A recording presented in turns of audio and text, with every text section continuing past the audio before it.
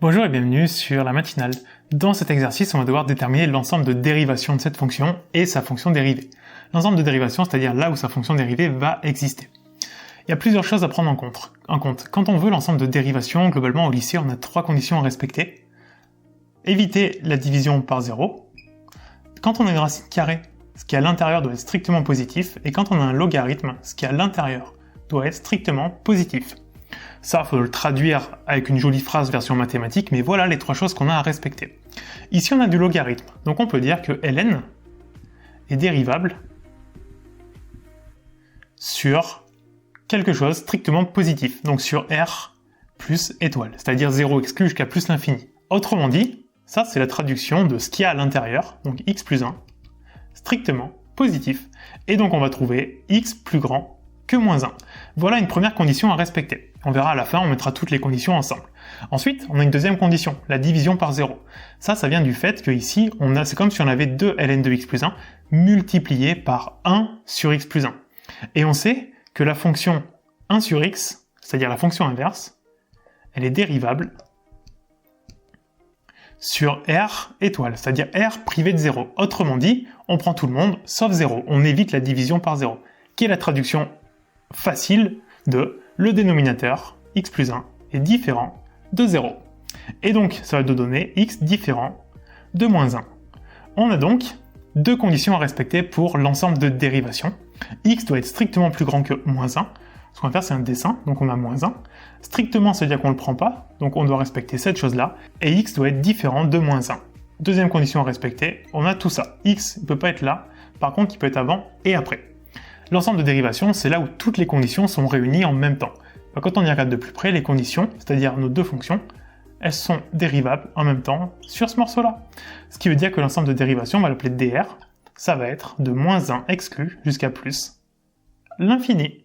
Et une fois qu'on a l'ensemble de dérivations, on est bien parce que on va faire la dérivée ensuite, et puis le tableau de variation. Mais sur la première ligne du tableau de variation, ce qu'on met, c'est l'ensemble de dérivations. Donc si on l'a pas déterminé avant, qu'est-ce qu'on met? On va pas forcément toujours mettre moins l'infini plus l'infini. Ça aurait pas de sens puisque notre fonction, elle n'existe pas avant moins 1. Donc il n'y aurait pas vraiment de sens à l'écrire. Et donc il faut forcément le déterminer quelque part.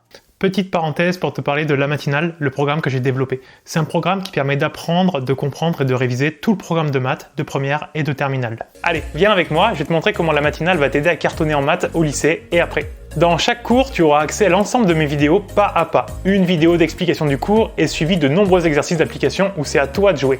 La fiche résumée que tu trouveras en bas de chaque chapitre t'aidera à revoir l'essentiel en un coup d'œil. Et pour terminer, sous chaque vidéo, il y a un espace dans lequel je peux me poser toutes tes questions, donc t'es vraiment jamais tout seul. Pour bénéficier de La Matinale, tu peux t'abonner soit sur un mois, soit sur un an. Et pour cette vidéo, je t'offre 10% de réduction grâce au code YouTube10. Voilà, je te souhaite d'en profiter et nous, on retourne à la vidéo. Maintenant, on va calculer la fonction dérivée, c'est-à-dire f' de x. f', quand on veut dériver une fonction, il faut regarder de quel type est-ce que c'est. Ici, on a une division, c'est-à-dire un u sur v. On se rappelle qu'un u sur v, la formule c'est u'v moins uv' sur v au carré. Le u, c'est le numérateur, donc 2 ln de x plus 1.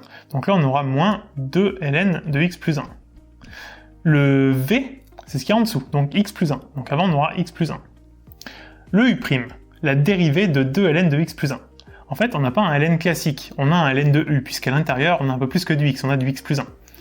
Quand on dérive un truc du type ln de u, ou une fonction composée avec du u, on dérive de manière classique. On sait que ln, sa dérivée, c'est 1 sur x, donc avec du u, ça fera 1 sur u.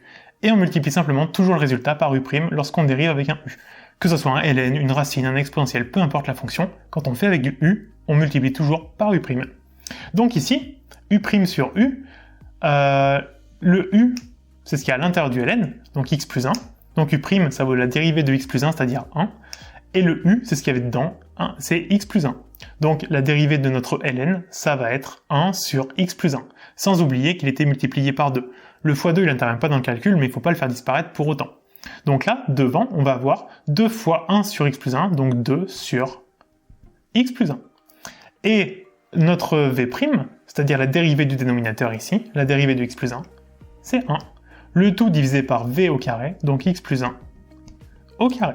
Ce qui nous donne, alors 2 divisé par x plus 1 multiplié par x plus 1, quand on divise une quantité par un truc et qu'on la multiplie par la même chose, les deux s'annulent, donc il nous reste 2, moins 2 fois ln de x plus 1 le fois 1 ne sert pas à grand chose, le tout divisé par x plus 1 au carré. On va s'arrêter là, mais ce que vous pouvez faire et me dire dans les commentaires si vous voulez essayer, je vous dirai si c'est juste ou pas, c'est d'aller un tout petit peu plus loin, parce qu'une fois qu'on a la dérivée, le but c'est de faire son signe et le tableau de signe de la dérivée, puis le tableau de variation de la fonction. Pour faire ce tableau de signe, lorsqu'on veut le signe d'une division, on fait le signe d'en haut, le signe d'en bas, et on divise l'un par l'autre. Donc si vous voulez me dire dans les commentaires ce que ça donne, allez-y, et je vous dirai ce que c'est bon.